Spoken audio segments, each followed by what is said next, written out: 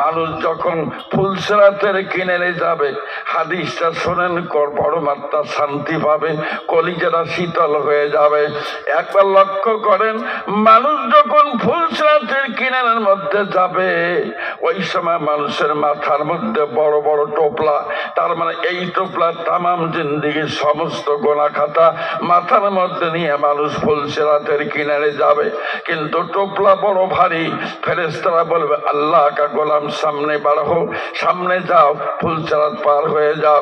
আমার ভাইরা, রাসূল ঘোষণা করেছেন, নয়শ আমার উম্মত এই বিরাট টোপলা মাথার মধ্যে নিয়ে একজনও ফুলসিরাতের মধ্যে পা রাখার সাহস পাবে না।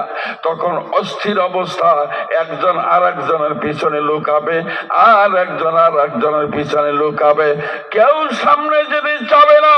এমন সময় যখন আল্লাহর ফেরেশতা লাঠি নিয়ে ধাওয়া করবে, কি ব্যাপার, খালি